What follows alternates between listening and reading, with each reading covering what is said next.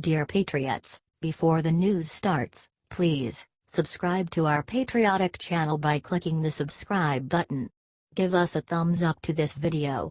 Don't forget to leave your opinion below in the comments section. Share the news on Facebook and Twitter so you friends see it. Thank you.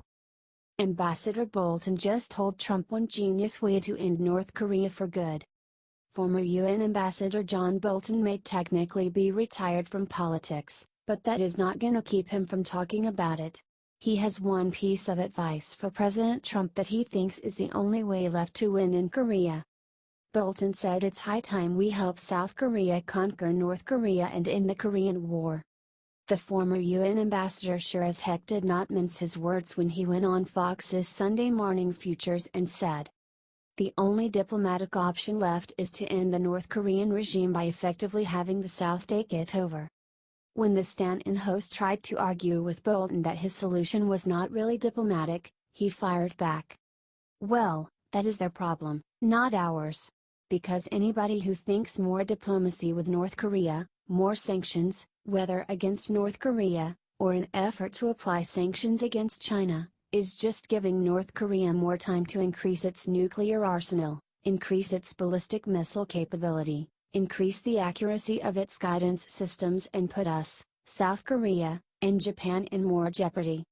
Plain and simple. Look, a war with North Korea sounds terrible. It sounds bloody, expensive, and potentially nuclear. However, if we wait, the outlook simply looks grimmer. If you think Trump should take Bolton's advice, let him know by sharing this everywhere.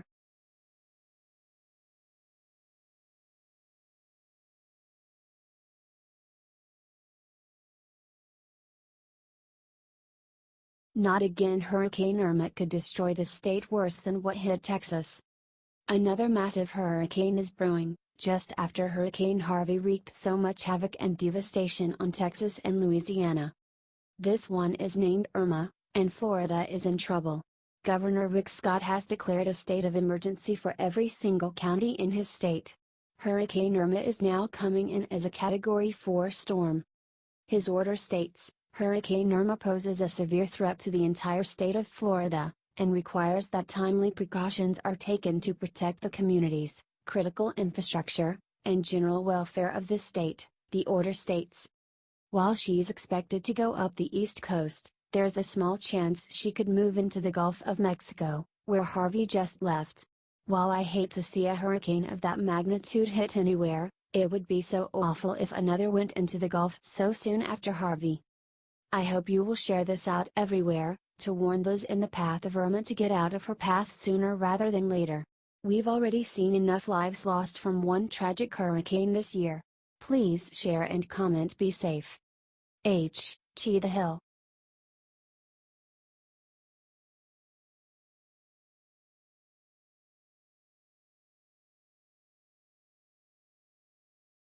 The brink. China just answered Trump on North Korea. Will it mean nuclear war? On Sunday, President Trump warned the world that he will consider cutting off trade with countries doing business with North Korea. This proves that Trump does not want war. He hopes to be able to avoid it if at all possible, by really turning the heat up on countries that continue to trade with North Korea. Like China. China's foreign ministry spokesman responded this way, "What is definitely unacceptable to us is that on the one hand we work so hard to peacefully resolve this issue and on the other hand our interests are subject to sanctions and jeopardized." He also said he felt it was unfair. I don't think Trump's plan of action is unacceptable or unfair at all. China may have worked so hard to peacefully resolve things with North Korea, but it clearly has not worked. After all, North Korea just claimed to have successfully tested a miniaturized hydrogen bomb capable of fitting on an intercontinental ballistic missile. This is no joke, y'all. This madman in North Korea must be stopped, and China holds the cards to stopping them without war. Trump must keep up the pressure on China. If you agree, please help Trump by commenting "Stay on China" and share to gather support from everywhere. H.T. The Hill.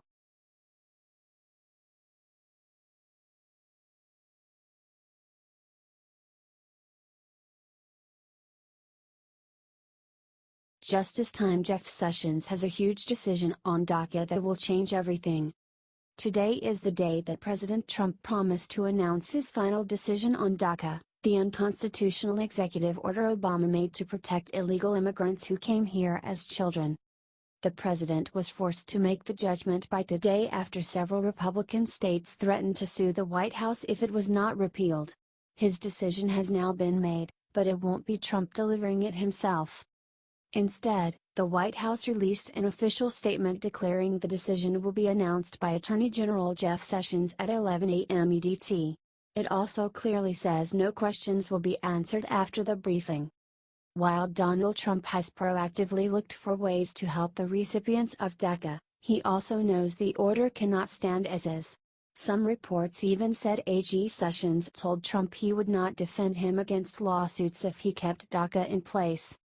If these children are to be protected, Congress needs to act themselves instead of sitting around doing nothing. The laws are very clear. Trump promised on the campaign trail to protect the DACA children and use heart in his judgment. Now he is doing what he is constitutionally able to by allegedly giving Congress a 6-month period to make a decision before DACA ends.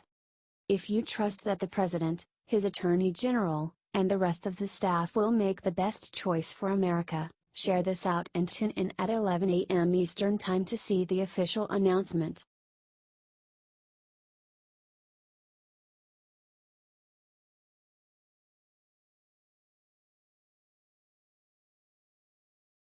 Perfect. Sean Spicer just got a brand new job that will make Trump proud.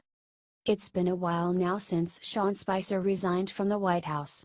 Since then we have had 10 days of scaramucci and the much more successful Sarah Huckabee in charge.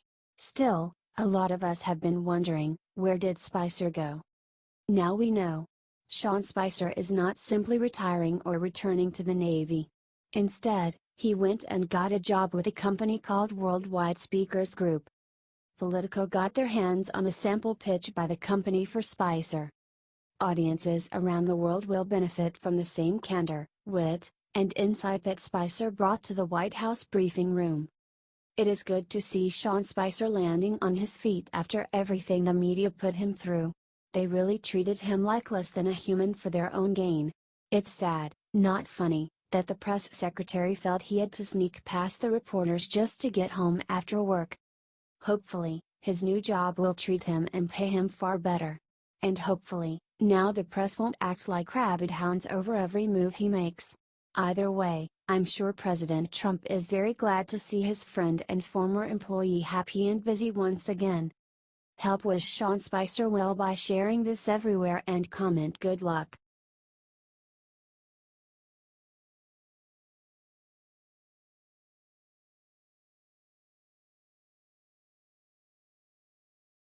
Good luck. Barron. Trump's big plans for tomorrow will make every American smile. Barron. Trump is starting school. Barron will be attending St. Andrew's Episcopal School in Potomac, Maryland, and is the first child to ever go to that school. The school's first full day in on September 5th, and Barron is believed to be starting 6th grade. Before starting at St. Andrew's, Barron had attended Columbia Grammar and Preparatory School on the Upper West Side of Manhattan while he lived in New York.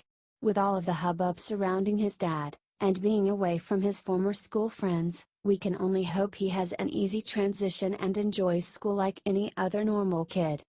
St. Andrews enrolls around 580 students from pre-K to 12th grade, and is known for having a highly individualized curriculum so all kids can learn at their own speed. Melania is highly involved in Barron's schooling and chose St. Andrews personally. When she chose St. Andrews, she put out the statement, "We are very excited for our son to attend St. Andrew's Episcopal School. It is known for its diverse community and commitment to academic excellence. The mission of St. Andrews is to know and inspire each child in an inclusive community dedicated to exceptional teaching, learning, and service, all of which appeal to our family. We look forward to the coming school years at St. Andrews." With his awesome family behind him, it looks like he's off to a good start. Share this out if you hope Barron has a great year. HT Chicago Tribune, Ed Week.